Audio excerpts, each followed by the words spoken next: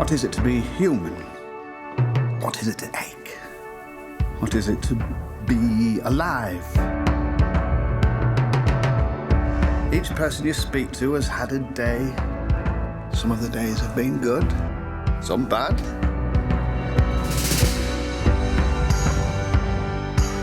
Each person you speak to has had a childhood. Each has a body. Each body has aches. Look for what is special about each individual. Focus on that.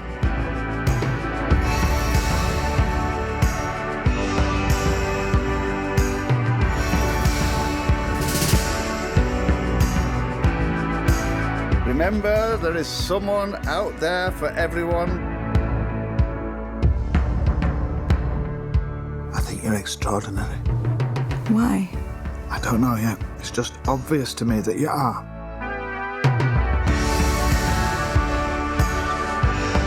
Our time is limited, we forget that.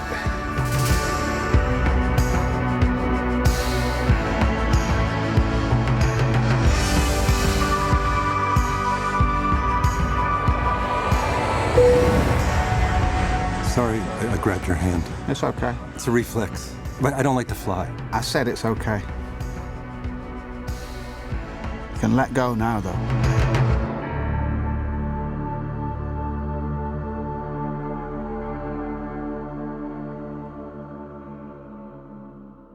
So here's an idea. Instead of this year just nominating a film like this for Best Animated Film, I dare the Academy to actually make it a contender to win. Because isn't it exciting what people are doing with stop motion animation? I mean, it seems that 2D animation just isn't cool enough, so no one's willing to try and revive that medium except for Don Bluth and his Dragon's Lair Kickstarter campaign, but at least people are still interested in stop motion animation. Wes Anderson has done a stop motion film. He's going back to it for his next movie, and now you have Charlie Kaufman trying his hand at it and directing. And you know, it's interesting, as the trailer progressed, first off, I was like, whose voice is that? And it's actually David Thewlis, from a lot of wonderful UK performances, obviously, has been in the Harry Potter films, as have most prestigious UK actors. And then Jennifer Jason Leigh does the voice of the female character, and then all the other characters are voiced by the same actor. I have it here, Tom Noonan. So, obviously, as the case should be with a Charlie Kaufman movie, this is going to rely heavily on the quality of the writing. But as the trailer progressed, and after I just decided to give up as to who the voice was, I was like, well, is this truly a good use of the stop motion animation, right? Like, if you're not going to do anything really out there with it, or like really stylized, why make a movie in stop motion animation? But as it progressed, and they talked about how, they had the quotes from some critics, and they were like, oh, there are no humans in this movie, yet it's so human. And I was like, oh, I kind of see where you're going there, that you're removing, having people relate to the actor, and you're having, I think it's easier for some people, actually I think for a lot of people, to relate to a fictional creation, in animation, which is one of the reasons animation is so popular, than it is a live action actor. So I think this is really interesting. I do think that the set design is very intriguing. I mean, it's not like Wes Anderson level, and I'm holding out hope that there are a couple of shots maybe in here that are a little bit more stylized than what we've seen in the trailer. I don't know why you wouldn't put them in the trailer, but like the plane landing and coming up, I mean, that looks really cool, right? I mean, that looks like really good use of stop motion animation. And I do have to say the writing is spectacular. I loved it when he said that about, I think you're amazing, but I haven't figured out why, but it's just immediately clear to me. I was like, you won me over with that line. And then at the end, I thought that was a great gag about, you can let go of my hand now. I thought that was really well done. Like, I thought at first the interaction seemed like been there, done that about, like plane interactions, but Charlie Kaufman managed to put a good twist on it that kind of made it his own.